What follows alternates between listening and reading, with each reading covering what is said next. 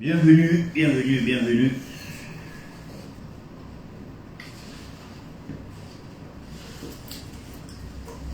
Comment est-ce que je vais mettre le téléphone en charge? Bienvenue sur la page de Bertie le Kamite, l'imperturbable négro-thérapeute, défenseur des causes justes qui avancent malgré les vents contraires. En espérant que cette courte vidéo vous apportera un plus. Vie, force, santé, partagez massivement. Je vous invite à partager massivement ce message, cette communication.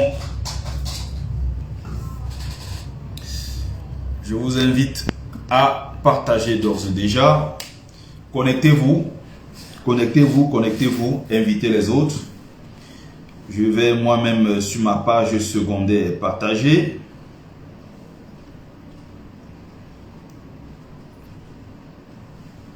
Donc, on continue.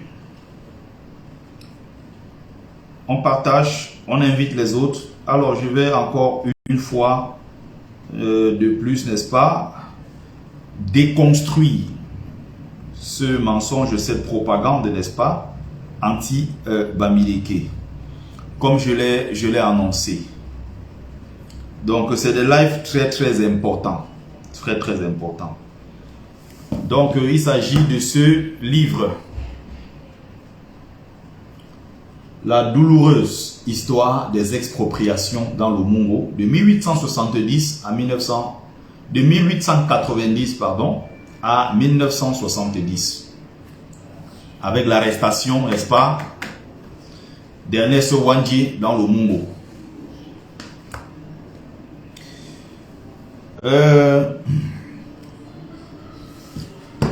Je vais vous lire donc la 4e de couverture. Le livre est de Eno Meyemes.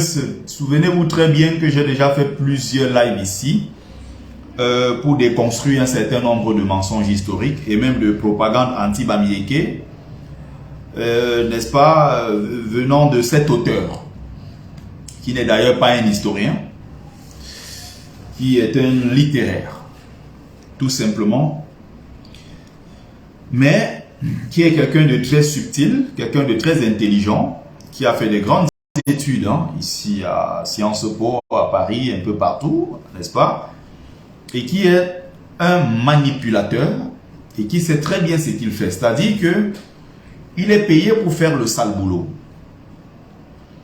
Il est dans une propagande contre les Bamileke simplement parce qu'ils sont Bamileke. J'ai déjà fait le live sur pratiquement 3 livres des noms de monsieur.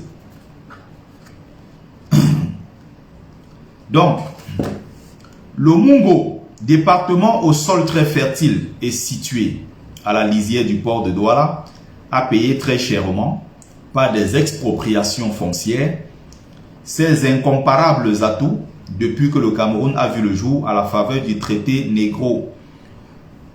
Je vais toujours dire négro-thérapeute. Le traité germano-douala du 12 juillet 1884. Donc, il faut biper du Camer, l'un des Camerounais qui a passé son temps, d'ailleurs, il y a des vidéos enregistrées. J'ai en plus quelqu'un qui m'a appelé l'autre jour, qui me parlait de cela, parce que du Camer aujourd'hui, bon, c'est né aussi de ses propres frustrations et de ce qu'on lui a donné comme information au niveau de sa propre famille. Ça ne me pose aucun souci. Je ne pense pas qu'en soi, du Camer soit quelqu'un de mauvais ou de tribaliste, foncièrement tribaliste, non. C'est pareil, ce qui arrive aujourd'hui en pays, Sawa, ce qui arrive à Yaoundé, un peu partout. Si j'étais moi-même Douala, je serais en train de trouver que il y a cette poussée-là, l'arrivée, n'est-ce pas, des populations, cette immigration massive-là, qui arrive dans la ville de Douala, et progressivement les autochtones sont poussés, n'est-ce pas, vers les périphéries et les zones historiques qu'ils occupaient, où il y avait, n'est-ce pas, les tombes de leurs ancêtres et autres, leurs lieux de mémoire, et tout ça, voilà, sont progressivement occupés. C'est le problème des grandes villes. On vit par exemple aujourd'hui à Paris. Si vous demandez à quelqu'un c'est qui les Parisiens autochtones, il ne serait pas capable de vous dire voici telle famille, voici un village. Paris aujourd'hui, ça appartient à tout le monde.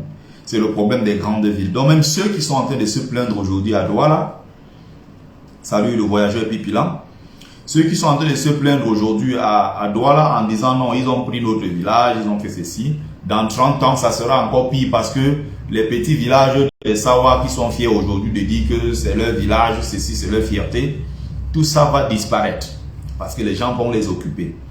Raison pour laquelle il faut au sommet de l'État une véritable politique qui protège, n'est-ce pas, les minorités sur leur propre territoire. Ça me semble normal. Si on venait demain à Bafoussam ou chez moi, à Bansoa ou à Bamedjou faire la même chose, je trouverais cela agressif.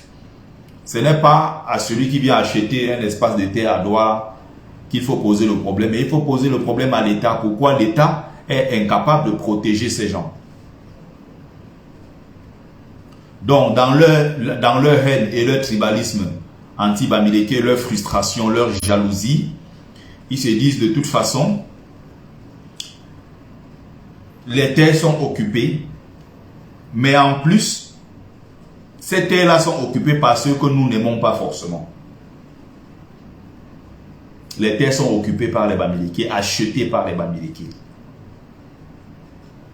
Quand c'est les Chinois qui achètent, d'ailleurs les Chinois viennent, ils passent par Yaoundé, ils versent des pots de vin, Yaoundé décide aller à tel endroit prendre les terres, les Chinois viennent avec les papiers signés depuis Yaoundé. Ça ne pose pas problème à certains quand c'est les Chinois.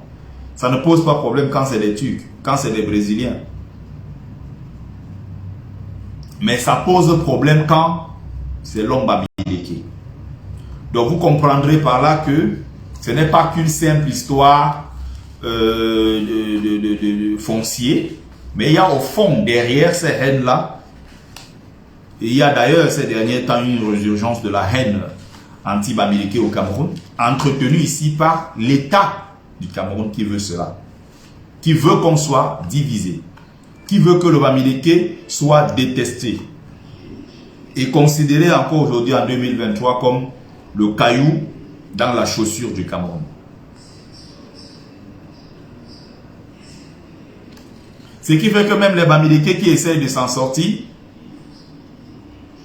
on les fait passer pour des gens qui ne sont pas forcément dynamiques, ce ne sont pas forcément des travailleurs, mais en fait, s'ils sont pour quelques-uns milliardaires, c'est justement parce que Biya a voulu qu'ils soient milliardaires. S'ils sont milliardaires, justement, c'est parce que c'est pas parce que c'est des bosseurs. Non, ils sont milliardaires parce que c'est Ahidjo qui leur prêtait de l'argent.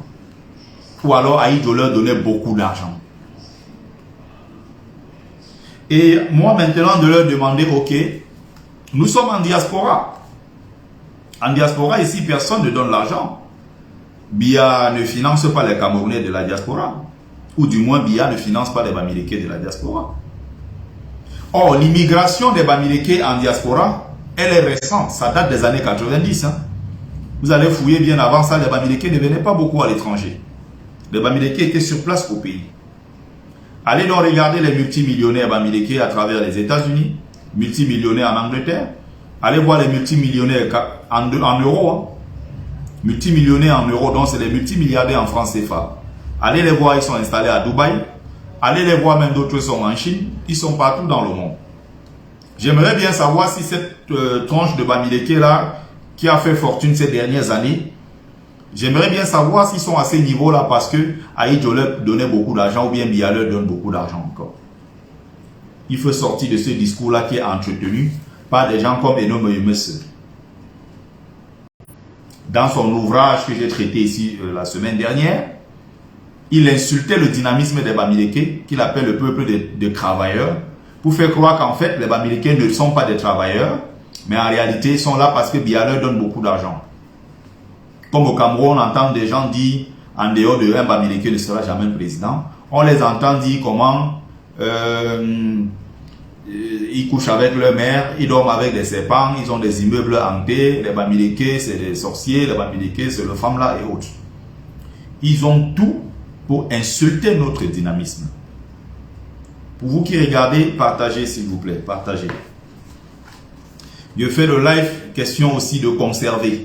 Je sais qu'il n'y aura pas beaucoup de monde parce que quand les sujets sont un peu plus poussés, ça intéresse peu de monde. Ils sont assis dans les Congossas quelque part, en train de raconter tout et n'importe quoi, et là-bas, il y a 1000 personnes. Donc,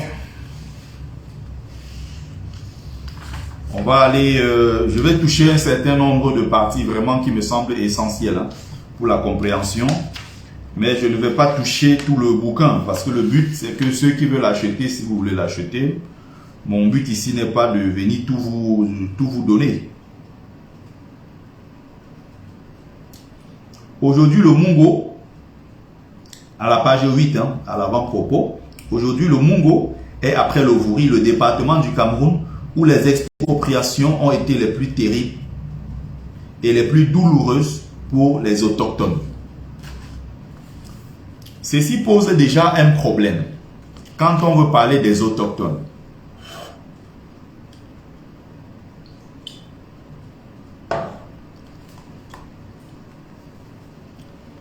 Qui sont ces autochtones? On nous fait donc croire ici, sans nous apporter des éléments, que les autochtones du Mungo sont les Mbo. Ce qu'on appelle actuellement le territoire du Mungo, est-ce que c'était le même découpage administratif il y a 100 ans? Parce qu'il faut bien préciser que la présence des Bamileke dans le Mungo date de plus de 100 ans. Mais maintenant, quand il parle des Bamileke du Mungo en tant qu'autochtones, il parle des Mbo en tant qu'autochtones du Mungo. Contribuez par vos commentaires, mettez des likes, mettez des cœurs et partagez, contribuez par vos commentaires. Donc, les plus douloureuses pour les autochtones. Il faut déjà retracer, si on veut faire un travail historique sérieux, l'arrivée des Mbo dans le Mungo. Ils sont arrivés à quelle période? Quand on parle des Mbo en tant qu'autochtones, est-ce que c'est justifié? Est-ce qu'il y a des preuves historiques? Est-ce qu'il y a des éléments? Ils sont arrivés à quelle période? Est-ce que quand ils sont arrivés dans le Mungo était une terre vierge sans population, déjà qui y vivait? Il n'y a rien de tout ça.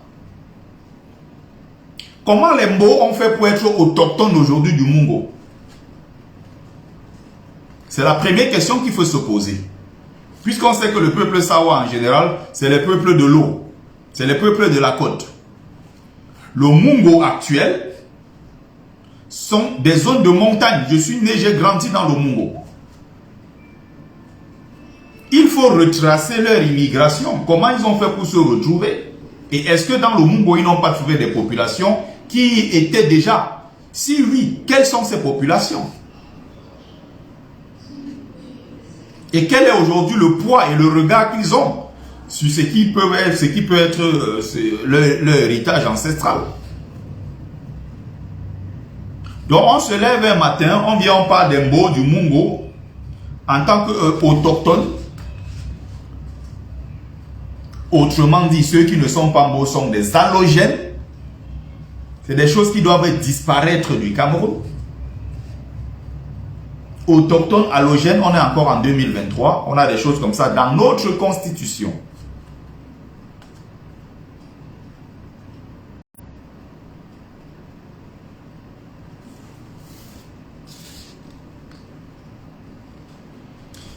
À côté ici, il parle du processus de conquête des terres du Mungo par les ouvriers agricoles migrants.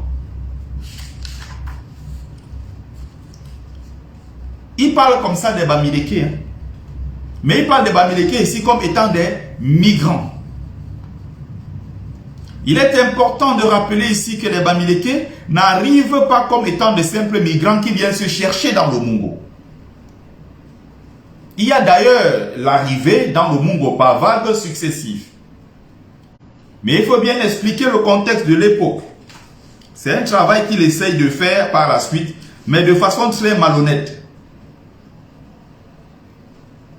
Il faut préciser que nos parents arrivent dans des conditions inouïes, honteuses, dans des conditions inacceptables.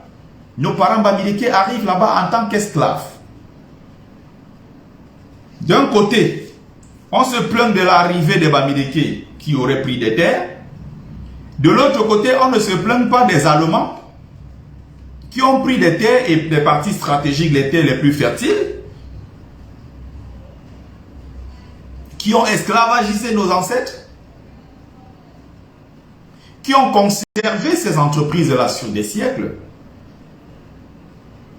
Ces entreprises sont encore là aujourd'hui, c'est-à-dire quand on parle de l'huile de Dizangué, quand on parle de l'EVA, on parle de l'EVA dans le Mungo, on parle des plantations de coton, de toutes ces entreprises-là qui ont été pour certaines conservées par les Français. Parce que après les Allemands, quand les Allemands perdent la Première Guerre mondiale,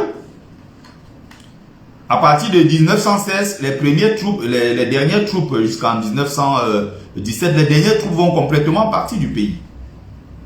En 1919, après l'accord de Versailles, le Cameroun est reversé, c'est-à-dire que le Cameroun appartient désormais, n'est plus colonie allemande. Les Allemands ont été là pendant 32 ans. Et c'est durant cette période-là que nos parents ont commencé à être arrachés à leur terre et être amenés dans le Mungo pour être esclavagisés dans des plantations où ils travaillaient de 6h jusqu'à 19h, 20h. Et il n'y a qu'une seule chose qui les attendait à la porte de sortie. C'était la mort. C'était des camps de concentration, c'est des camps de travail et de la mort. C'est tout ce qui les attendait.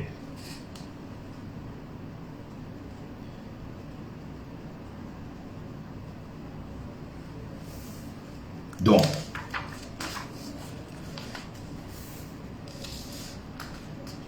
bon, il y a un nom, hein, le nom de l'entreprise allemande, hein, c'est très compliqué. C'est Westafrikanisch Landschläge Gelschen Bibundi, quelque chose comme ça. Moi, j'arrive pas à prononcer. En tout cas, cette multinationale, n'est-ce pas, allemande qui est arrivée au Cameroun et qui a pris des positions et des terres, notamment dans le Mungo. Donc, je l'ai souhaité qu'il y ait quand même un travail beaucoup plus sérieux que cela. Moi, je dis bien, j'essaye de me documenter. Il y a également, je vous disais la dernière fois, un travail qui a été fait sur cette partie-là de notre pays. Il y a la thèse de doctorat de Madame Odile Chatap, très intéressant pour comprendre ce problème. Il y a également l'œuvre de Elenga Bouinga, très intéressant pour comprendre ce problème. Aujourd'hui, nous parlons de l'œuvre de Eno Meyomese. Donc, on va remarquer qu'à un certain moment ici, il y a toujours ce truc-là quand vous le lisez. Il est parfois très subtil et parfois, bon, il ne va pas au bout. Hein. Il évite souvent de citer le nom de Bamileke. Pour parler des Bamileke, soit il va dire les ethnofascistes, soit il va dire les cravailleurs, le peuple des cravailleurs. Il va inventer des petits trucs comme ça qu'il va raconter pour éviter de parler des Bamileke. Quand il parlait de Kinox, la dernière fois, il disait la chaîne du village. Il faut très bien comprendre le monsieur. Quelque part ici, on va encore découvrir quelque chose. Quand il parle de l'arrivée des Allemands qui vont à la conquête des terres, il explique quelque chose ici de très intéressant. Sauf que, encore une fois, intellectuellement, il est malhonnête. De nombreux chefs vaincus, on est ici à la page 13, dans tout le territoire avaient ainsi pour punition de fournir des manœuvres, entre parenthèses des esclaves, pour ces plantations. C'est-à-dire que quand les Allemands arrivent, ils gagnent contre les autochtones. Quand ils parlent de nombreux chefs vaincus, il faut être capable de retracer au cours de l'histoire quelles sont ces multiples guerres. Quand tu dis vaincu, ça veut dire qu'il y a eu affrontement entre les Allemands et les populations autochtones Mbo du Mungo. Il faut être capable de nous dire à quel moment ils se sont battus, c'était où exactement, c'était à quelle date, quels étaient les acteurs majeurs de l'époque. Est-ce que ce qu'il déclare là est validé par les experts du domaine? Il y a tellement de choses derrière qu'il ne donne pas. Il divague en fait, il raconte des choses comme ça. Sauf qu'ici à côté, l'actuelle région du nord-ouest s'est rapidement transformée en réservoir de ces manœuvres pour le sud-ouest dans les plantations. Donc, ici, pour lui, les chefs Mbo n'ont pas vendu leurs enfants. Les chefs Mbo n'ont pas envoyé leurs enfants à la traite, n'ont pas vendu leurs enfants en esclavage, disons ça comme ça. C'est suite à une guerre, c'est suite à l'échec, après un affrontement avec les Allemands, que les Allemands ont donné pour punition aux chefs locaux Mbo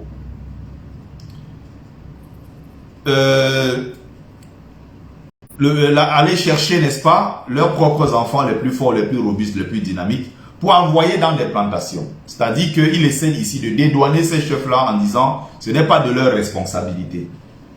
Mais vous allez voir quelque part après, quand il veut parler des Bamileke ou des Grassfield en général, il parle des chefs qui ont vendu leurs enfants en esclavage, et même jusqu'à citer le Fongalega du nord-ouest, jusqu'à sortir des chiffres en sortant même ce qu'il avait perçu comme argent.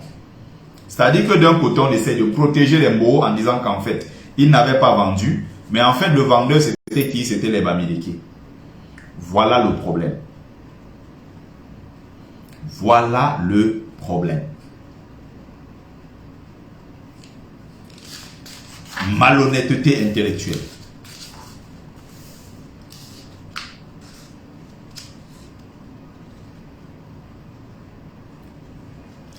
Une information importante ici. En 1913, il existait 58 grandes plantations allemandes au Cameroun qui occupaient une superficie de 115 147 hectares. On a estimé à 30 000 le nombre de travailleurs forcés dans celles-ci, des personnes qui avaient été arrachées de leur village et qui y vivaient dans des conditions extrêmement difficiles. Ne pouvaient pas s'échapper, car parfois leurs familles avaient été prises en otage. On continue. Partagez le live.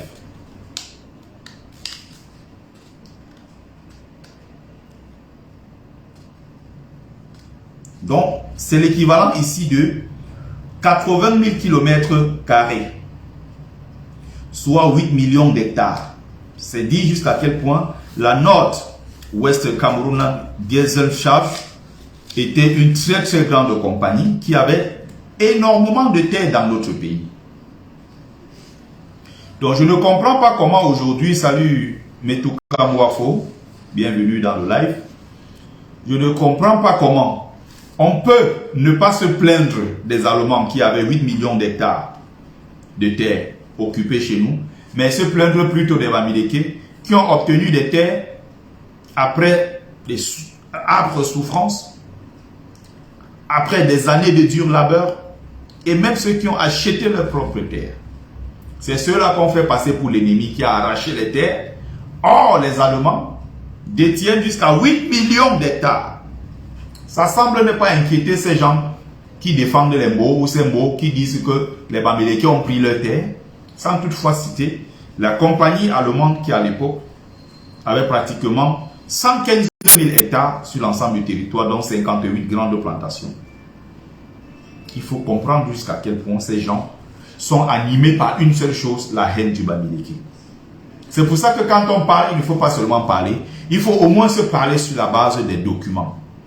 Même si cet auteur n'est pas quelqu'un à prendre au sérieux, ce n'est pas d'ailleurs un historien. Il est dans justement ce qu'on appelle la propagande. Il va envenimer la situation à travers ses mensonges. C'est une construction. Et ceci a été décidé en haut lieu pour déstabiliser. Et c'est pour ça que moi, en tant que Mumbeso Mbumbo, d'une fils Bamileke, je fais ce travail de déconstruction de tous ces mensonges et de la propagande anti-Bamileke. C'est important de le savoir. Il faut des gens comme moi pour faire ce que je suis en train de faire. Sur la base des documents. C'est-à-dire, ils construisent leurs mensonges. Je prends mon temps, j'achète, je lis. Je viens faire un live pour déconstruire leurs mensonges. Voilà comment ça fonctionne. On ne va pas laisser des imposteurs, des tribalistes, des haineux, des jaloux, des aigris qui voient le succès Bamileke, le succès économique du peuple Bamileke, ça leur provoque des urticaires. Ils voient ça comme une menace pour eux. Et vous savez, ce qui pose problème, c'est quoi? Ce qui pose problème, c'est que le Bamileke est venu et n'est pas reparti. Et ça fait partie des problèmes. Alors, ils peuvent dire ce qu'ils disent de moi, ça ne m'intéresse pas, Judith. Ce que je fais là, je suis en mission envoyée par mes ancêtres. Des fois, les paroles me viennent, c'est les ancêtres qui me soufflent que va dire ceci pour rassembler les enfants. Dis-leur qu'ils sont en train de se tromper. Donc, quelques nénuphars, quelques gueux qui vont s'asseoir, dire que je suis un ceci, je suis cela, ça ne m'intéresse pas. Ils peuvent penser que je suis tribaliste, je suis ceci, je suis cela, haineux, jaloux, aigri. Qu'est-ce qu'ils n'ont pas encore dit de moi? Ça ne m'intéresse pas. Ils ne représentent d'ailleurs rien du tout. Je suis en train de faire un travail profond. C'est ce qui m'intéresse. S'ils veulent dire que je suis ceci, qu'ils apportent les preuves. Ça ne sert à rien de bavarder. Des bavardaillons. Les bavardolons. Voilà leur travail.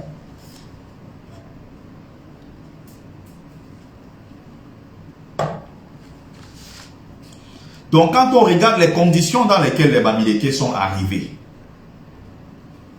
ils sont arrivés en tant qu'esclaves. Ils ont pu se battre pour avoir un bien, pour sortir de la situation d'esclaves, construire et bâtir une véritable communauté solidaire, soudée. Ils ont occupé des espaces, ils ont ouvert des commerces, ils se sont battus dans l'informel. On voit aujourd'hui ce que ça a apporté au peuple Bamileke, qui s'est replié dans le travail. Nous sommes tous nés dans des familles de gens qui se battaient. Je suis né dans une famille, j'ai vu mon père, ma mère se battre toute leur vie. J'ai vu mon grand-père, ma grand-mère se battre toute leur vie. Ils avaient un seul jour de repos, c'était le dimanche. De lundi à samedi, mon grand-père allait au champ. Donc, il était difficilement au courant de ce qui se passait au quartier. On pouvait dire au quartier qu'il y a tel truc, il apprend seulement même après. 5h30, 6h, il démarre sa moto, il est parti. C'est 10 km. À partir de l'âge de 6-7 ans, je partais déjà dans ce champ-là. Donc, quand tu te sors de chez toi, tu sais que ce jour-là, tu n'as rien fait, c'est 20 km de marche. Aller seulement, c'est 10 km pratiquement. Retour, c'est 10 km. Sans compter qu'au champ, tu bouges d'un point A à un point B. Il est question d'insulter ce dynamisme-là. Cette force, cette énergie qu'ils ont déployée. Pour faire croire que non, même le peu qu'ils ont, c'est parce que Aïdjo les aidait, Bia les aidait. Encore que ce n'est pas tous les Bamileke qui sont multimilliardaires. Moi, voici, je cherche l'argent depuis. Ça ne vient pas toujours. Mais ça va venir. Ça viendra. J'ai compris le secret de ces choses-là. Il faut travailler. Le secret, c'est ça. Même avec les petits miettes que j'ai déjà, il y a une autre là, avant elle ne me voulait pas. Maintenant elle dit que oh, je trouve que tu es beau. Oh, mais je trouve que tu as beaucoup changé. Est-ce que tu veux encore de moi? Tout ça.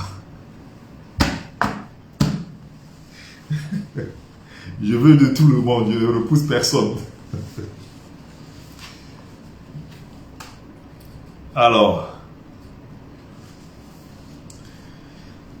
les Bamileke sortent donc de cette situation. Ils avaient ce statut-là. Quand vous voyez, ils disent un gueule-fils. Ils nous appellent gueule-fils. C'est très très péjoratif. Quand vous voyez, ils parlent de Bayon. Ils parlent de nos esclaves. C'est-à-dire que, à l'époque, on était leurs esclaves. Si le Bamileke venez chercher à Douala, à Yaoundé, à Mbalmayo, n'importe où. Et retourner à l'ouest investi, ça n'aurait pas créé autant de frustration. Voilà aussi le problème du Bamileke. C'est-à-dire qu'ils sont arrivés à Douala. Je ne dis pas que le Bamileke n'a pas le droit de le faire. Il faut occuper les espaces partout dans le monde. Dans le droit chemin, bien sûr. Pas aller faire la guerre aux gens, arracher leur terre. On doit être partout. Parce que le monde nous appartient. Parce qu'on est des humains. On doit être partout sur le territoire. Il n'y a pas que les Bamileke parce que l'ouest, on doit aller se cantonner seulement à l'ouest. Le Cameroun nous appartient et on doit être partout sur le territoire national. Que les gens soient contents ou pas, c'est notre devoir en tant que citoyens. Il n'y a pas une interdiction à un Camerounais d'être dans un coin du nord ou dans un coin de la Sanaga maritime ou dans un coin de quelque part parce qu'il est Bamileke. On est Camerounais, on est chez nous. On doit se mettre ça dans la tête et avancer avec. Je parlais de ça pourquoi? Parce qu'il est important de rappeler ici que s'il n'y avait pas cette frustration, s'il n'y avait pas cette décision en quelque sorte de nos parents de toujours rester sur le point, c'est-à-dire que d'occuper les terres, les développer, construire carrément, développer des villes et tout ça, agrandir leur business en restant chez les quoi, comme on appelle chez nous. C'est qu'il n'y a pas cette frustration à ce point. C'est-à-dire que je comprends les Sawa, je comprends les Boulous, je comprends les autres parce que c'est aussi humain. C'est-à-dire que tu te rends compte que tu étais sur ta propre terre, tu étais le grand chef. Les Bamileke qui sont arrivés dans des conditions extrêmement difficiles. Ils venaient vers toi. Tu étais le grand roi, le grand chef. Ils avaient des petits bouts de tissu attachés à la hanche. Ils avaient à peine de quoi manger. Pour d'autres qui ont débarqué dans le Mungo ou dans le littoral ou en pays Fambeti Boulou, après les années 58, après notamment l'assassinat de Oumiobe en 1958, il y a eu cette vague d'immigration qui fuyait l'Ouest. Et nous parlons ici précisément de ceux qui se sont installés dans le Mungo. Ce qui se passe, c'est que tu es le roi, tu es le boss, et les autres arrivent comme esclaves. Ils commencent par paliers successifs, au plus bas de l'échelle. Ils occupent les quartiers, les Elobi, les Bonamadiba, les quartiers où vous ne voulez pas partir, parce que là-bas, il y a des bêtes, il y a des sauvages, il y a des animaux, là-bas, il y a le torrent et tout ça. Vous vivez dans des beaux quartiers avec des blancs, parfois. Et donc, ce Bamileke là progressivement va remblayer les terres, il va donner une valeur à ces espaces de terre, il va construire sa petite maison, il va faire venir sa famille, il va s'installer progressivement, il va créer des commerces, un petit centre de santé par-ci, une petite pharmacie là, un bénétariat ici. Au fur et à mesure, la place va s'agrandir. Au bout de 20-30 ans, ça devient une ville. Le terrain qu'à l'époque tu vendais à 1000 francs le mètre carré est passé à 40 000, 50 000. Le Bamileke qui est venu hier était l'esclave, était le soumis, était le serf qu'on utilisait dans la maison, est devenu grand. Mais le problème, c'est qu'il n'est pas devenu grand en rentrant à l'ouest.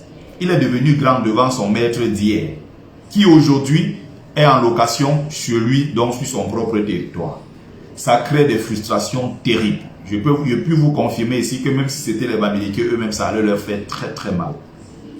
Voilà le problème. C'est-à-dire qu'ils sont nombreux aujourd'hui à se rendre compte que ces gens qui sont arrivés hier, dont personne ne croyait, ils étaient frustrés, ils fuyaient la guerre, ils sont arrivés comme nos esclaves, nous on était leurs maîtres, ils travaillaient dans nos plantations.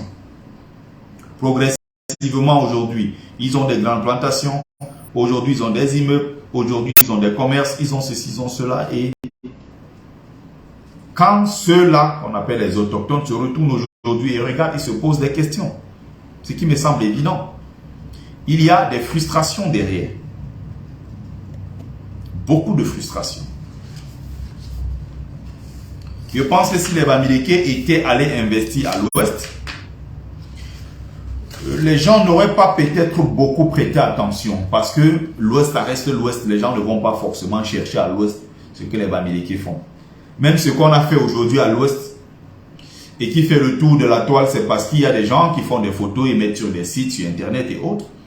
Et ça fait que, étant sur Facebook, tu es en train de surfer, bah voilà, tu vas tomber dessus forcément. Mais s'il n'y avait pas ça, les gens ne seraient pas partis des autres zones, comme on appelle, pour aller à l'ouest et chercher à voir comment les Bamileke ont développé leur zone. Il y a ces frustrations-là qui naissent, évidemment. Donc, page 22.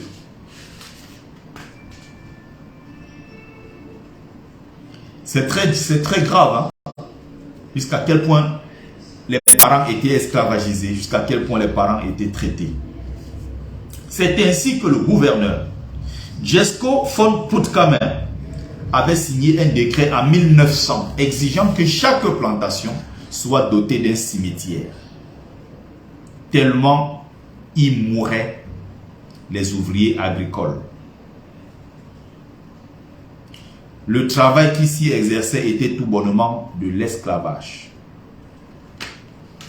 C'est très important.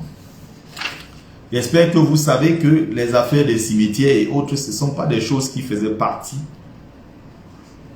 de nos cultures, de notre culture. En pays Bamileke, par exemple,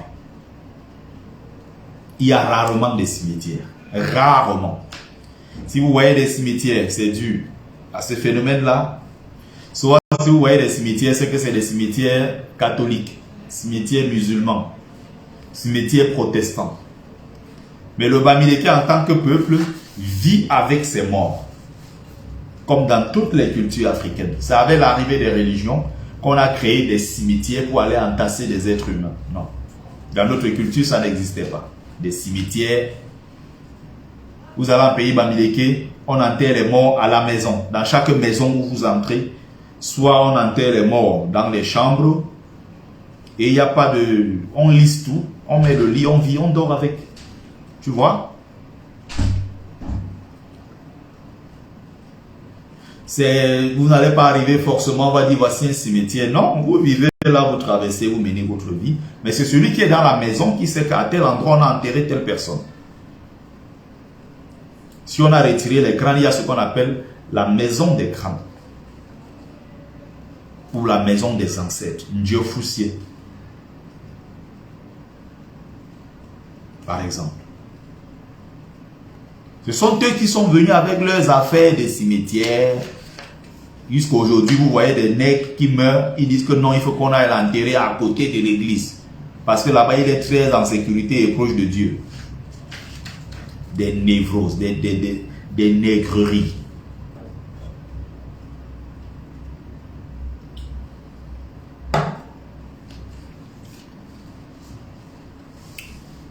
Chapitre 4. Pénurie de main-d'œuvre. Importation de manœuvres des Grasfield au Mungo dès l'époque allemande.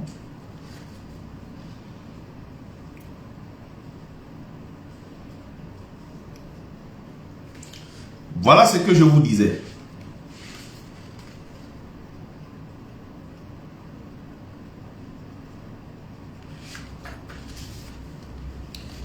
De l'autre côté, qu'est-ce qu'il disait? Parce qu'il y a eu la guerre, où il y a des affrontements, et les rois qui ont été soumis étaient obligés, voilà, en quelque sorte de fournir leurs enfants. Une manière de dire qu'ils n'étaient pas rétribués. Maintenant qu'il veut parler des Grasfield, il parle, la compagnie allemande face à cette situation adoptait une politique de collaboration. C'est à dessein qu'il utilise le mot collaboration. De l'autre côté, il parlait d'une défaite. Il parlait d'affrontement et l'obligation de fournir. Mais ici, il parle de collaboration. J'espère que vous comprenez très bien à quel point il manipule. Avec les chefs traditionnels, ces derniers, parlant ici des chefs traditionnels, moyennant rémunération, se transformaient rapidement en de grands fournisseurs de manœuvres pour elles. Comprenez très bien la manipulation des noms. Quand il s'agissait des mots, il n'a pas utilisé les mêmes mots, le même vocabulaire. S'agissant ici des grâces filles, il dit explicitement que nos parents vendaient leurs enfants. Vous comprenez ça? Et il vient ici parler du fonds de Galega à Bali, fournit des ouvriers et reçoit une récompense annuelle de 300 marks. Galega reçoit également un impôt de capitation de la part des ouvriers qu'ils envoient dans les plantations. La vente de leurs sujets aux compagnies allemandes, comme jadis les chefs le faisaient avec les négriers. J'espère que vous vous rendez compte.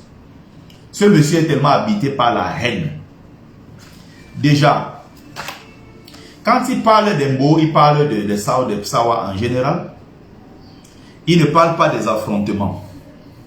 Il ne parle pas, je vais dire, de la vente. Restons sur les populations Mbo du Mungo. J'insiste sur cette partie parce que c'est très important. On est là de plein pied dans la manipulation. Déjà, il faut se poser la question. Pourquoi les Mbo ne se sont pas soulevés farouchement contre les Allemands?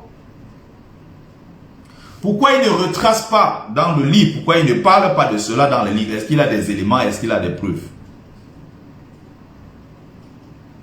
Il aurait fallu que ces gens se soulèvent contre. Mais la position qu'ils occupaient était des positions privilégiées avec le colon allemand et ensuite le colon français.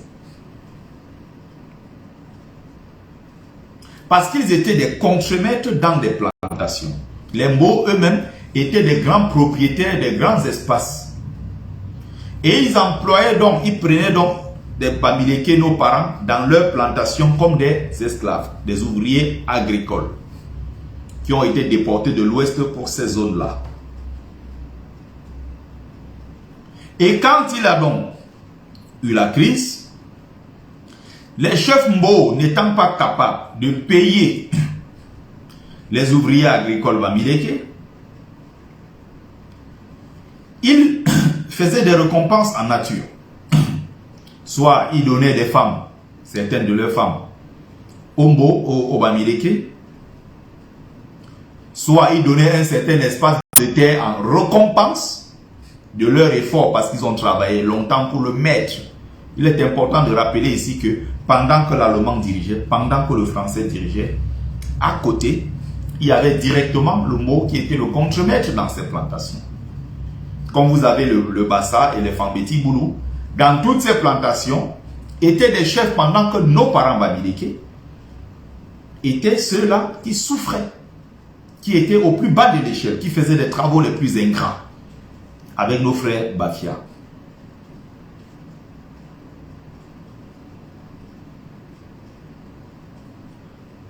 Donc,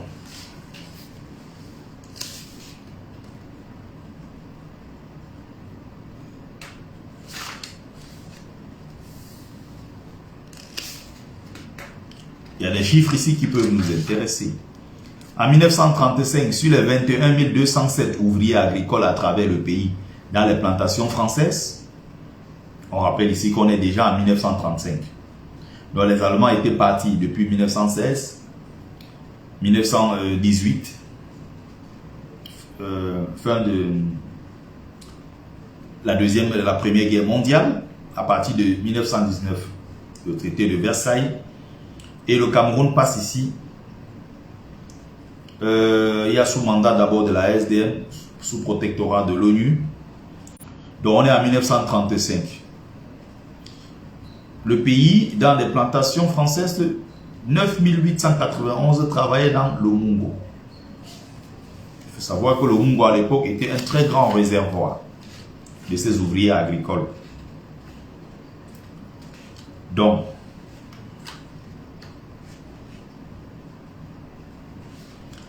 chapitre 5.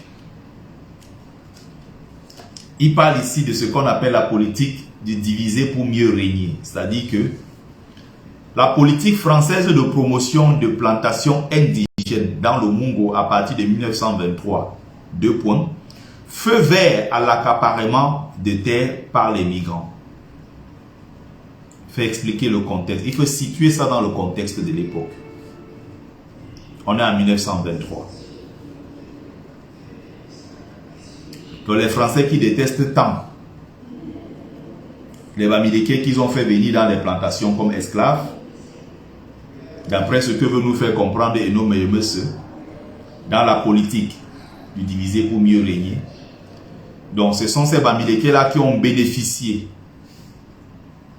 n'est-ce pas, du feu vert donné par la politique française de gestion de ces entreprises, de ces multinationales. C'est ce qui a favorisé d'ailleurs l'accès de certains Bamileke aux terres. Sauf qu'il balance des inepties pareilles.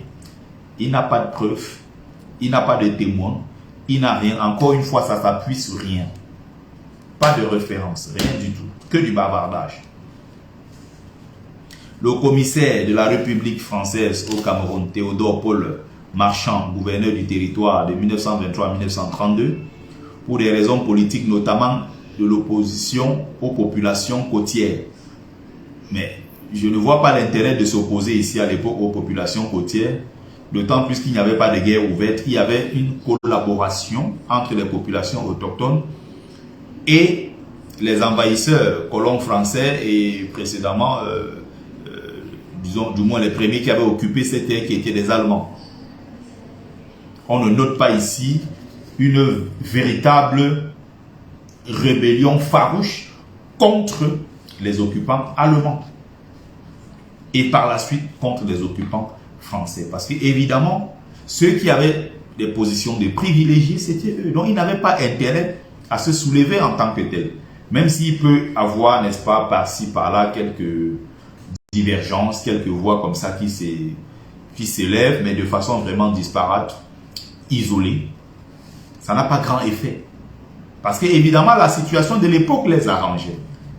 Contrairement aux Bamileke qui sont arrivés en tant qu'esclaves. Et donc, l'arrivée du maquis. Et donc, en 1948, en 1948, avec la création de l'UPC, naturellement, le Mungo était un terreau fertile pour les revendications nationalistes parce que ceux qui étaient opprimés à l'époque n'étaient rien d'autre que des Bamileke, en majorité. Et donc, ils se sont investis à fond parce que, pour eux, encore une fois, il était question de se libérer, de profiter pour se libérer, de mener la lutte pour la réunification et l'indépendance immédiate. Est-ce que les Bamileke le faisaient à l'époque parce qu'ils voulaient à tout prix mettre l'un des leurs au pouvoir?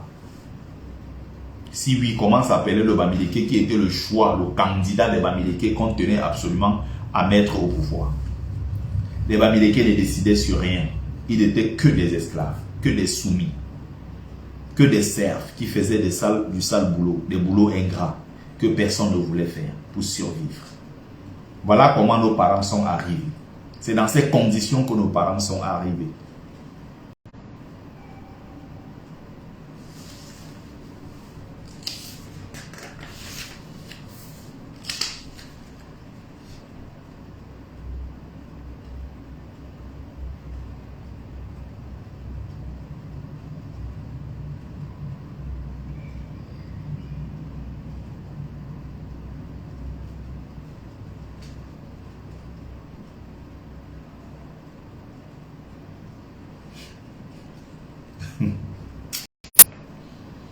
Ah, mon Dieu, c'est terrible.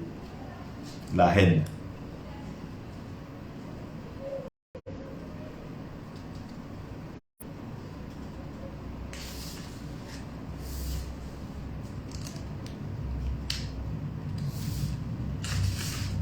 Cette politique, on est à la page 33, on l'imagine bien, s'est rapidement transformée en puissant appel d'air à l'immigration des Grassfields dans le Mungo.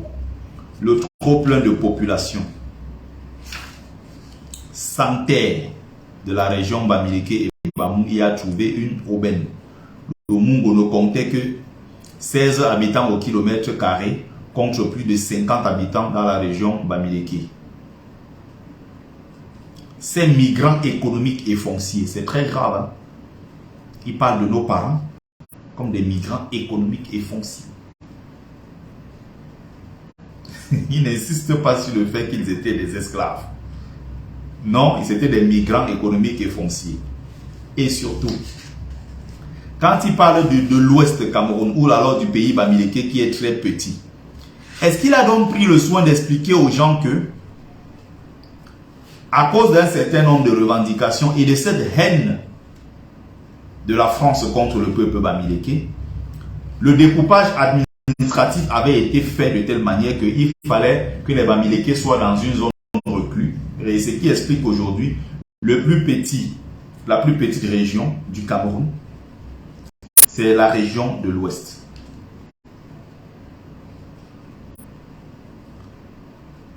L'Ouest Bamileke est à peine sur 6500 quelque chose de kilomètres carrés.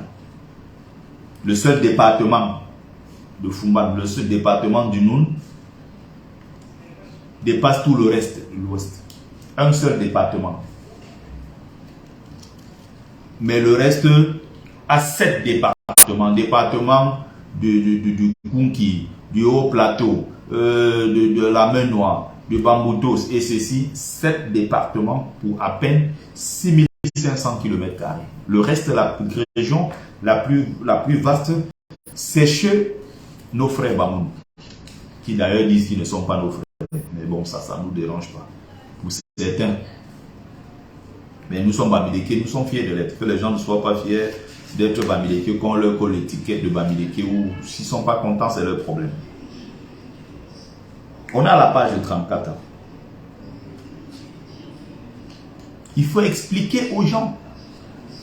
Ils passent dessus comme si c'était rien. Non, il faut expliquer pourquoi les Bamileke, bien que nombreux, ont la région aujourd'hui la plus petite en termes de superficie. Les détails comme ça ne l'intéresse pas. Il faut passer sans cesse le Bamileke comme l'instigateur du désordre, le grand méchant, le tribaliste qui n'aime personne, qui n'aime que l'argent, qui n'aime pas les autres régions, qui n'accepte pas les gens chez lui, qui ne vend pas ses terres. Quand les gens disent aujourd'hui non, le Bamileke, ils n'aiment pas vendre leurs terres. Ils ne se demandent pas, est-ce que le Bamileke a d'abord même la terre même pour pouvoir vendre? Ils ne se posent pas cette question. Alors que le problème foncier oppose les Bamileke qui se font la guerre pour l'espace dans leur propre ouest natal.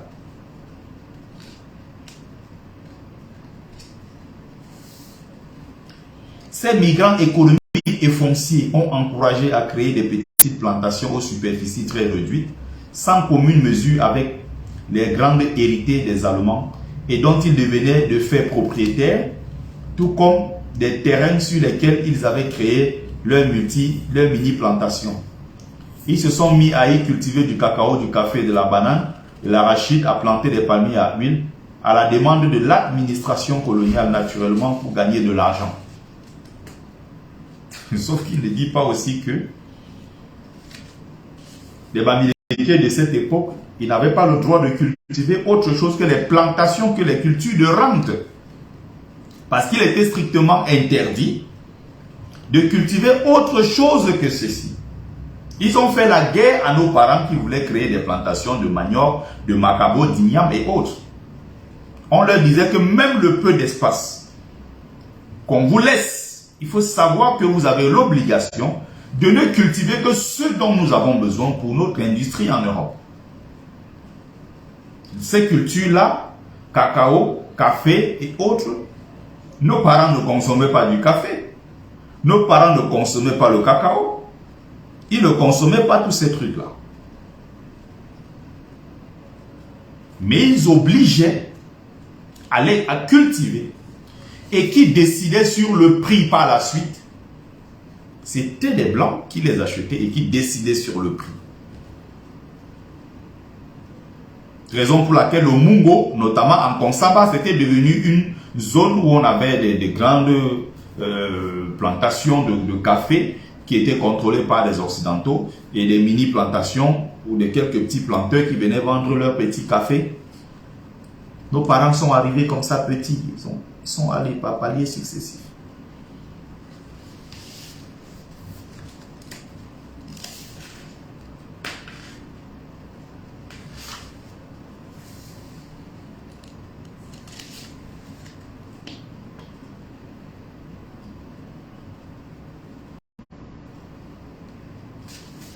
J'aimerais bien savoir, c'est très intéressant ce qu'il dit ici. Construction du chemin de fer Bonabéring-Konsamba par les Allemands.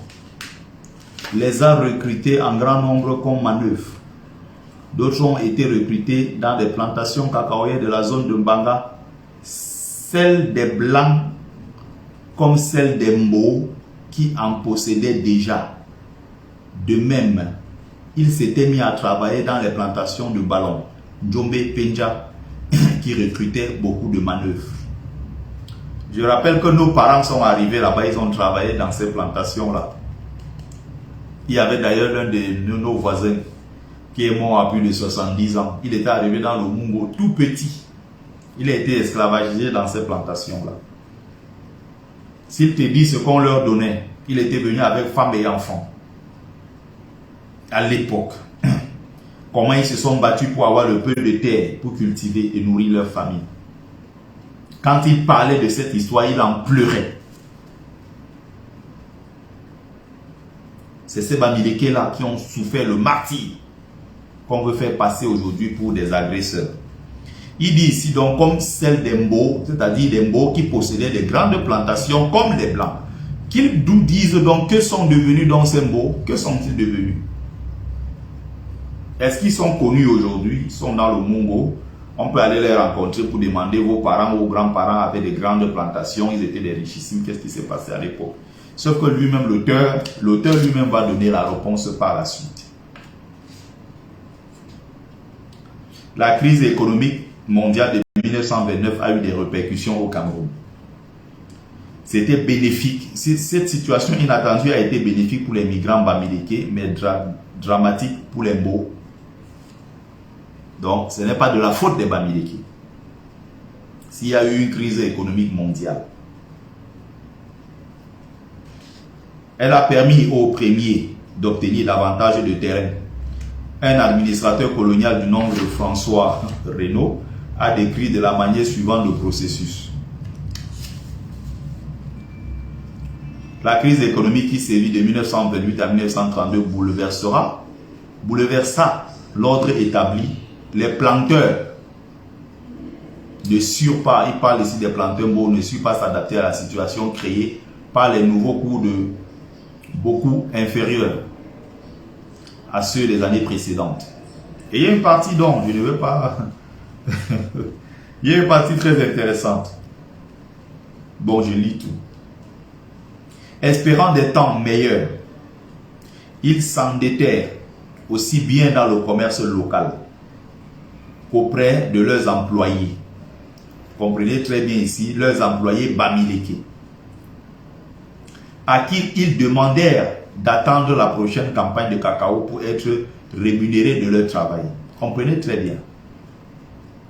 La troisième année et celle qui suivirent achevèrent de ruiner les propriétaires autochtones Mbo, comprenez très bien ici, les Mbo, qui, ne pouvant plus tenir leurs engagements envers leurs employés Bamileke, leur donnèrent en paiement quelquefois une femme et le plus souvent une partie de leur plantation. Et c'est ainsi que peu à peu les plantations des indigènes originaires de Mbanga passent aux mains des Bamileke. Ah, j'ai cru que nous étions arrivés avec des armes. On a canardé les Mbo, on les a massacrés, on les a déportés dans des zones de no man's land, on a pris leurs terres. Ce que vous voulez dans ce pays-là, ce que vous cherchez contre les Bamileke, vous l'aurez. Nous, on vous dit très clairement, il y a une nouvelle génération de Bamileke qui n'acceptera pas n'importe quoi. Vous ne connaissez pas les souffrances de notre peuple. Vous ne connaissez pas ce que nos parents ont subi. Vous ne savez pas ce que leurs enfants ont subi et portent aujourd'hui cette frustration avec eux sur l'ensemble du territoire. On continue de retirer le nom de nos enfants dans les concours publics. On continue d'arrêter nos enfants quand ils descendent dans les aéroports. On continue de bloquer une bonne partie des Bamileke aujourd'hui là en diaspora. On continue de les stigmatiser dans toutes les zones du Cameroun. On continue encore de les massacrer sur place au Cameroun, on le voit. Les policiers font des photos, font des selfies avec les casseurs qui viennent casser les boutiques des gens parce que Bamileke, ils sortent des ordinateurs, ils sortent des congélateurs, des télévisions, ils s'en vont avec. Sous le regard des policiers. Vous croyez que ça, on ne voit pas? Et dès qu'il y a 3-4 Bamileke qui se rassemblent quelque part au All Bamileke Conference, tout le monde est en panique. Dès qu'il y a quelques Bamileke au Lakam, tout le monde est en panique. Dès qu'il y a quelques Bamileke au Bami Pawa, oh, ils se sont rassemblés. À côté, les Bassans ont le droit de se rassembler, ils font leur Dabi Koko. Les Bouloualos, n'en parlons plus de leur rassemblement. On a tout un ministre de l'État, Famen Dongo, qui a organisé sur place au Cameroun des conférences rassemblant ses propres frères pour le partage du pouvoir, des avantages et autres. Au Cameroun, il n'a jamais été inquiété. Il est là, Famen Dongo. Vous avez les Sawa qui font leurs choses, ça ne pose problème à personne. Dès qu'il y a 2-3 Bamileke rassemblés quelque part, ça devient un problème. Ils n'ont pas le droit de faire ça. Ce que vous cherchez, nous vous disons tout simplement que nous ne commandons pas notre place au Cameroun. Nous sommes Camerounais au même titre que les autres. Ce qu'on a fait à nos parents, je ne connaissais pas tout ça. J'étais aliéné comme beaucoup de Bamileke. Jusqu'au jour où j'ai décidé de dire je veux connaître mon histoire. Je suis allé fouiller au plus profond en lisant des tonnes de livres, en rencontrant des témoins oculaires avec qui j'ai discuté, en allant chercher progressivement, en observant autour de moi ce qui se passe. Cette déferlante de haine contre les Bamileke depuis 2018. C'était bien avant. Vous avez bien lu ici la présence des Bamileke date de plus de 100 ans dans le Mungo. Dans les autres parties où les Bamileke étaient allés s'intégrer, à Konodinga, que ce soit en Balmayo, que ce soit dans le Mungo, que ce soit à Douala, que ce soit dans le sud-ouest, dans toutes ces zones-là, ont été suivis et ont été massacrés par le gouvernement camerounais en complicité avec l'armée française, simplement parce qu'ils étaient Bamileke. Ça s'appelle un génocide. Ciblé parce que Bamileke. On voulait nous exterminer. Les ancêtres ont mis la main, nous sommes encore là aujourd'hui et nous sommes nombreux à travers le monde. Qu'est-ce qu'on vit au quotidien? Stigmatisation, humiliation.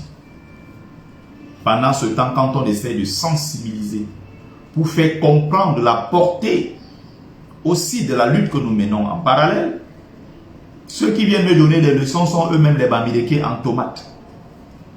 Sans colonne vertébrale, Bamileke Tuma, sans caleçon, qui ne comprennent pas le fond de la pensée, qui ne comprennent pas le sens de la lutte que nous menons. Ce sont eux qui viennent dire Bertie le Camé est un tribaliste. Les autres peuvent m'accuser et raconter ce qu'ils ont à raconter. Mes propres frères des vendus qui ne comprennent pas le sens de la lutte viennent me donner des leçons. Pourquoi tu as créé le concept Bamileke en tomate? Des malades pareils.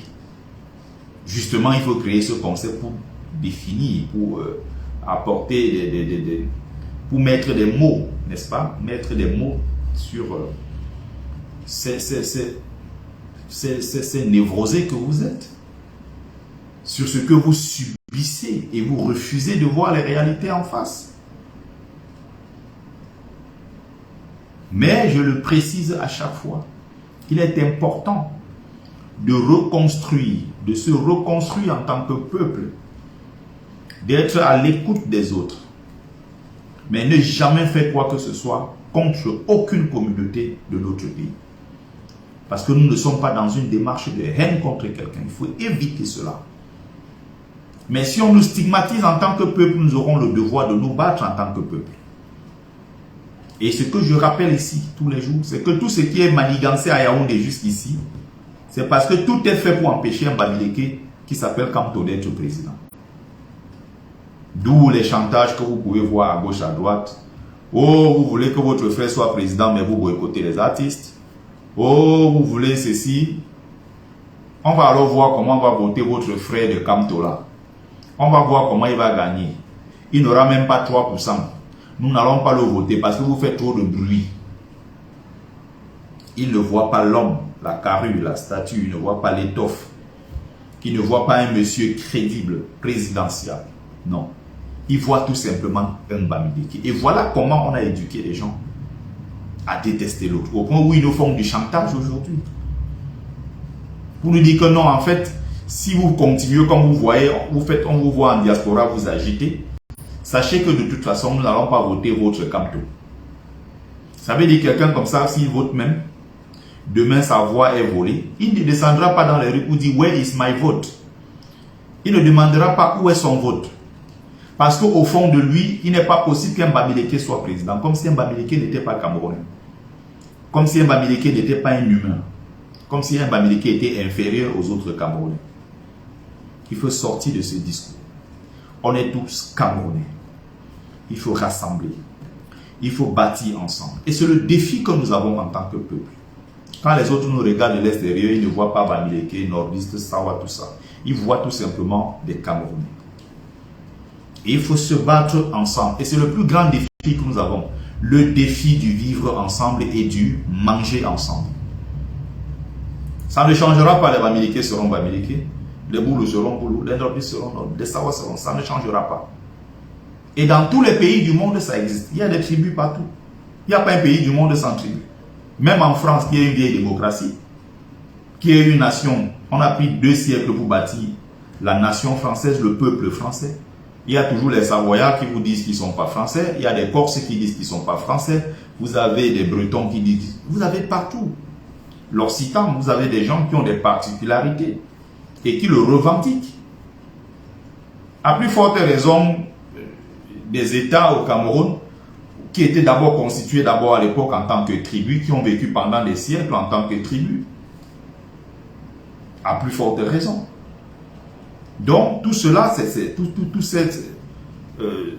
ces interactions-là entre les différents peuples, ces brassages et tout ce qui va avec, il y a toujours au fond, évidemment, ce côté-là tribal qui ne va pas quitter les gens du jour au lendemain pour adhérer à ce qu'on appelle à l'État-nation, encore que l'État-nation lui-même a cet art.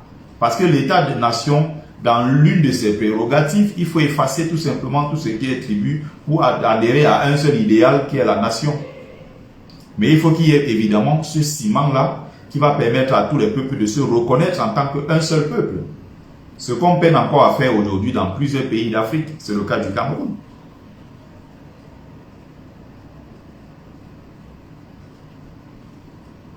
Il est plus facile pour un Bamileke de se reconnaître avec notre frère Bamileke, de converger tous vers un seul idéal et d'avoir ce point d'ancrage-là qui est le culte Bamileke, les crânes et le génocide dans le pays Bamileke et d'autres éléments, bien sûr, culturels et même culturels, que partie de la tribalité pour adhérer à ce qu'on appelle Cameroun, qui est finalement un ensemble vide.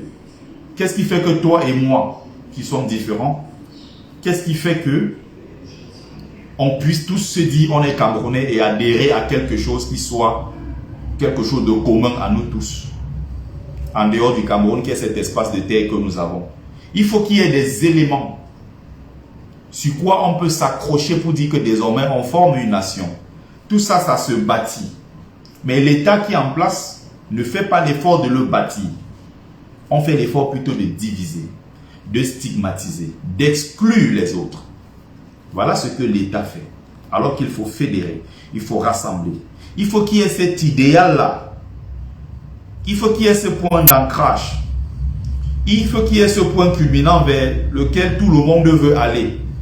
Et on se soustrait de cette tribalité pour aller vers le point central qui est le cœur en fait du pays. Je schématise ça comme ça. Mais qu'est-ce qui donnera envie à un Bamileke de laisser ce côté-là? Qu'est-ce qui donnera envie à un nordiste, à un Sawa, à un Fambeti Boulou d'aller vers cet idéal-là commun pour tous les Camerounais? Quand tu penses que lui, il est issu de la race des seigneurs et que son frère là depuis 40 ans, il doit continuer d'ailleurs, Frambia doit prendre la suite parce qu'il n'y a que eux au Cameroun les plus intelligents pour diriger le pays. Qu'est-ce qui fait qu'on dit aux gens que non, puisque vous êtes de telle région, vous ne pouvez jamais être président. Allez faire votre commerce. Tous ces trucs-là, ça contribue à diviser les Camerounais. Alors qu'il faut les unir tous autour d'un idéal. Donc quand il parle de l'unité nationale, encore que unité ne veut pas dire unicité, unité nationale, il faut bien qu'il y ait des ingrédients. Qu'est-ce qu'on met dans unité nationale? Sur quoi on va s'accrocher pour se sentir tous Camerounais? Et cela, ça se crée. Cela, ça s'invente. C'est le devoir maintenant des hommes d'État, c'est le devoir des intellectuels de bâtir tous ensemble et pousser le peuple à converger vers un seul même idéal. L'État en place fait tout le contraire. On prône, ou du moins, à travers les discours pompeux, on veut faire croire aux gens qu'on est une nation, alors qu'on est un des peuplades des populations, un agrégat d'individus qui se retrouvent comme ça accidentellement sur le même territoire. En réalité, on n'a pas grand-chose en commun. Ce que je dis là, ça peut vous choquer. En réalité, on n'a pas grand-chose en commun. Allez voir ce que Ahidjo représentait dans le Grand Nord. Il n'y a pas 100 ans. Ce que je dis là, c'est récent. On est dans les années 60. Ahidjo était président du Cameroun. D'ailleurs, il était premier ministre. Ahidjo accède à l'indépendance comme président. Dans le Grand Nord, les gens ne le connaissent pas. On ne sait même pas qui c'est. Dans le Grand Nord, les gens ne savent pas ce qui se passe à Yaoundé. Ils entendent vaguement quelques personnes et qui sont des personnes dans des lamidos, des grandes personnalités qui savent que, ah mais, ça arrive chez eux un peu comme un Congo ça. On dit qu'il y a l'un des nôtres qui dit qui s'appelle Ahidjo, qui a d'ailleurs été élevé par une maman boulou, qui parle couramment le boulou. Il faut bien comprendre les ramifications et le lien entre Ahidjo et le peuple Fambeti boulou. Quelque part d'ailleurs, certains experts expliquent et disent même, ils comprennent pourquoi la suite, le pouvoir avait été confié à Biya. On comprend pourquoi Ahidjo aimait beaucoup les Fambeti boulou. Il a été élevé par une maman boulou. Et il parlait couramment leur langue. Mais Ahidjo n'a pas vécu au nord en tant que tel. Ahidjo n'est pas connu. Et en plus, Ahidjo appartient à la classe des gens qui ne représentent pas des valets tout simplement. Ils sont de la classe inférieure. Ils ne représentent pas quelque chose au nord. Donc même quand il va rencontrer le grand Lamido pour leur dire que je suis président de notre pays, le Lamido lui dit mais je ne te connais pas, qu'est-ce que tu viens chercher ici? Rentre à Yaoundé. Tu es président là-bas, ça c'est ton problème. Donc, vous comprenez qu'à cette époque-là, je parle d'une affaire il n'y a pas 100 ans. C'est récent. Il n'y avait pas ce sentiment, déjà même d'appartenance à un seul et même espace ou à un seul et même pays qui s'appelait le Cameroun. C'est Ahidjo qui va aller forcer les populations du Grand Nord en leur disant « Je suis le président de la République ». On lui dit « Mais on ne te connaît pas ». Donc quand il entrait, les Lamidos étaient assis. Ahidjo se cachait au fond. Il ne pouvait pas se permettre de se mettre sur la même table que le grand Lamido. Oui, et les grands sultans. Comme le sultanat de Moura et le reste. Mais puisqu'il n'était pas connu.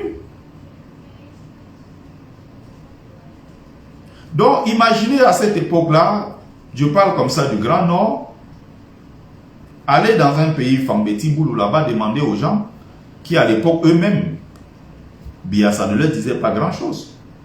Ce qui se passait à Yaoundé ne les intéressait pas, parce que Yaoundé devient une grande ville par la suite. Mais les gens étaient beaucoup plus dans leur groupe, leur truc de Vok là, Vok Belinga, Vok Manze, Vok ceci, ils étaient dans des groupements. Chacun vivait dans son espace. Il n'y avait pas l'appartenance au pays, à un idéal commun. C'est des choses qu'on a créées, difficilement d'ailleurs. On est en train de se battre. Il n'y avait pas encore une armée nationale, il n'y avait pas une équipe de football de tout le pays. Il n'y avait pas un championnat national. Il y avait tellement de choses qui manquaient. C'est pour ça que je dis que c'est un idéal qu'il faut construire. Quand on parle d'unité nationale, ce ne sont pas des 20 mots. Bientôt, ils vont vous dire le 20 mai, le 1er mai, c'est 672. Ils vont vous sortir des trucs. Le 20 mai, fête nationale. Le 20 mai ne représente rien. Ce n'est pas une date historique, rien du tout. C'est l'un des rares pays dans le monde qui ne fête pas son unité, qui ne fête pas son indépendance. Le 1er janvier devrait être la fête de notre indépendance. Le 1er janvier au Cameroun ne représente rien, donc c'est un jour d'une joka comme tous les autres. Mais dans d'autres pays, ils se servent de cette unité nationale, de la date de leur libération, de la libération de leur peuple, pour construire autour de cela un certain idéal. C'est comme ça qu'on fait dans les pays sérieux. Vous avez au Cameroun, le 1er janvier, l'indépendance du Cameroun, après de violentes guerres. Ceux qui sont en place n'ont pas intérêt à ce que ça change, puisqu'ils n'ont pas contribué à la libération du Cameroun. Biya n'a jamais été dans un front. Même en tant qu'étudiant, Biya n'avait jamais fait une seule manifestation. Ses camarades de l'époque témoignent. Il y a l'un des témoignages dans le livre de Mongo Betty que j'avais lu et présenté ici. Mongo Betty d'ailleurs est de la même promotion de cette époque-là. Mongo Betty était déjà dans la FEAN, Fédération des étudiants d'Afrique noire de France, dont l'un des présidents était Cheikh Anta Diop, l'ancien président de Guinée là, qui a été déposé là.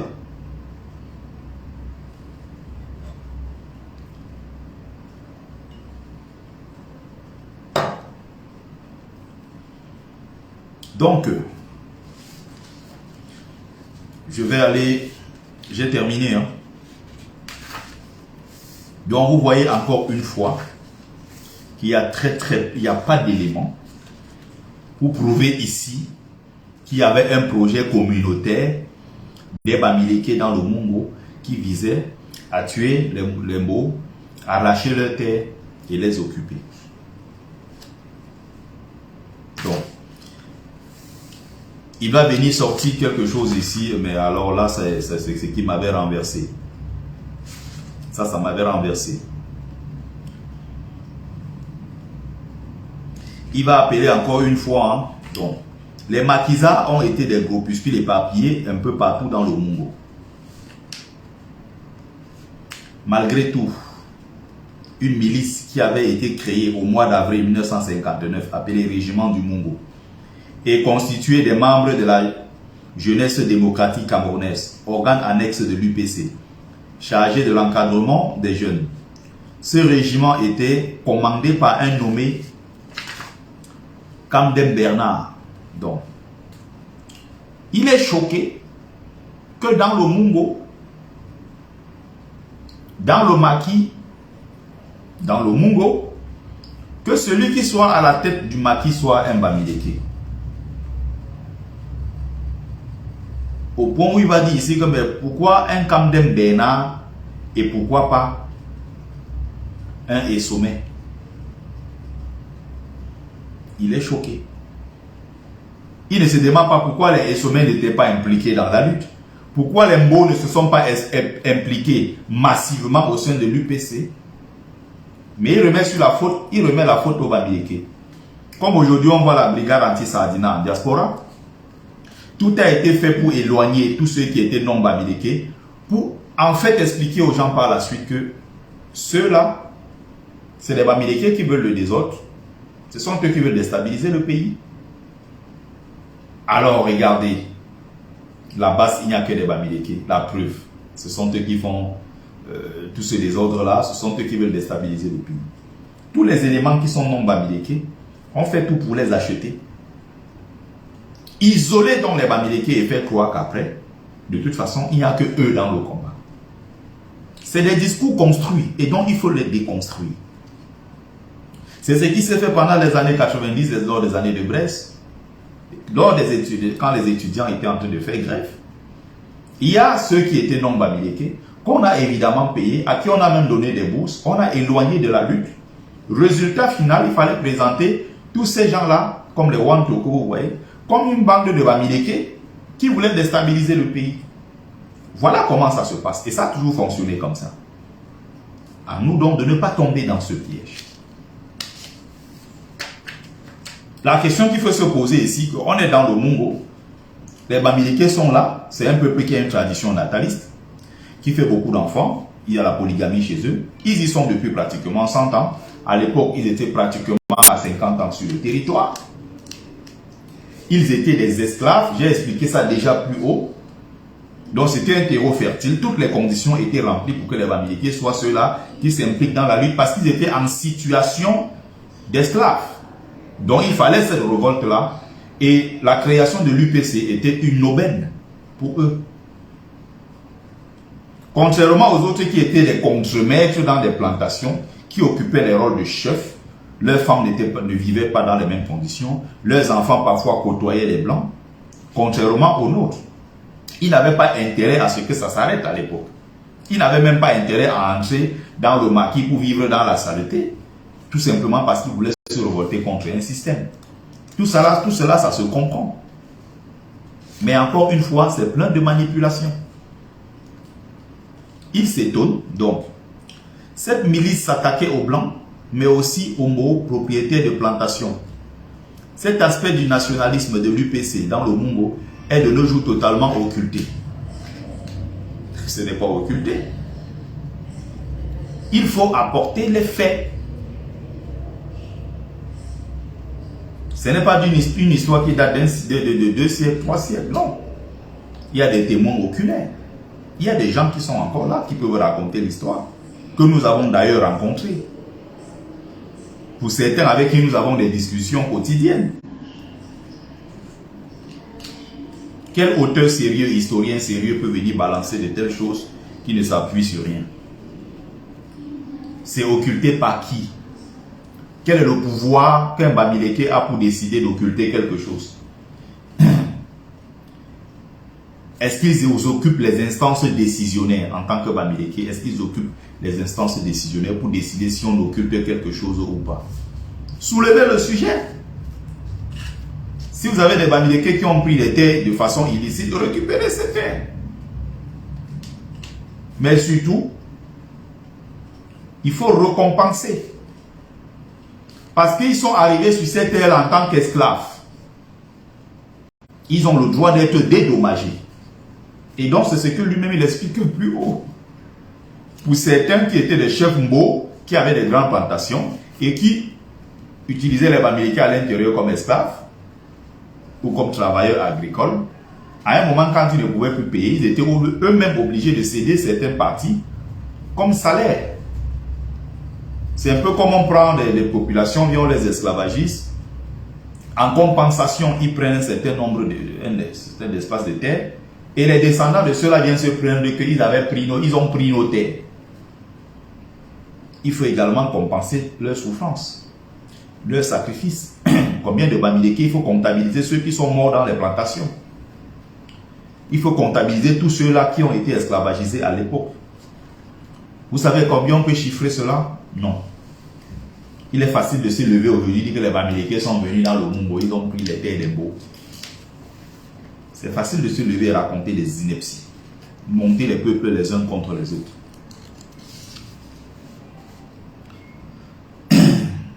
Rien que le nom du commandant de ce fameux régiment est déjà révélateur de la complexité de son action. En plein territoire Mbo, pour quelle raison celui qui le dirigeait ne s'appelait-il pas Essombe? Question d'autant plus pertinente que l'on sait les conflits qui voyaient déjà le jour entre Mbo et les Bamileke dans le département du Mungo à cette époque au sujet de l'occupation des terres. Bien mieux, un jeune homme nommé, il ne parle pas ici d'un brillant combattant qui a risqué sa vie pour le Cameroun, qui est l'un des héros, Noé Tanke. Il parle de Noé Tanke ici comme un simple brigand. Comme également il parle de nos frères anglophones sécessionnistes, il les appelle des bandits sécessionnistes. Donc, un jeune homme nommé Noé Tanke était militairement très actif dans le Mungo, le Nkam et le Furi. Il coiffait le maquis dans ces 3 départements. Ici également, pourquoi Tanke et pas Edjingere, Disake ou Pondo? Donc, la question est très simple. Pourquoi c'est Disake, les Edjingere et les Pondo et les autres, à cette période-là même de l'histoire, n'étaient pas impliqués dans les luttes de l'UPC? C'est la question qu'il faut se poser. Pourquoi il n'y avait pas cet intérêt d'entrer dans la guerre, d'entrer dans le maquis? Donc pour lui, puisque c'est des Bamileke, ils sont dans le Mungodon, ne sont pas chez eux, ils n'ont pas le droit d'être à la tête d'un groupe de revendication, par exemple comme l'UPC, parce qu'ils sont Bamileke. Voilà ce que l'auteur veut dire.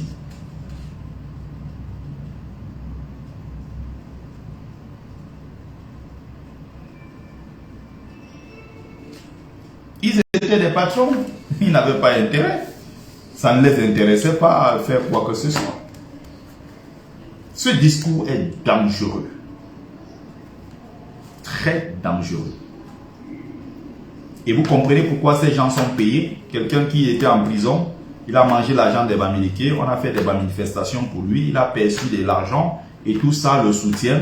Il appelle Nganan qu'il avait soutenu à l'époque, aujourd'hui il appelle Nganan le fou de New York. Il se lève le matin et pompe des trucs comme ça contre les Bamileke. Il est en mission. Voilà pourquoi moi, en tant que digne fils Bamileke, j'ai le devoir et l'obligation de déconstruire ces discours dangereux. Toutes ces questions-là seront soldées. Battons-nous 2025 ou avant. Merci à ceux qui ont pris le temps de regarder ce live. J'espère que vous avez aimé. Surtout, partagez-le massivement. C'était Bertie Le Kamit, l'imperturbable négro-thérapeute, défenseur des causes justes qui avance malgré les vents contraires. En espérant que ce live vous a plu. Vie, force, santé. Bon dimanche à tous et à toutes. Au TEP, c'était votre frère Bertie Le Kamit.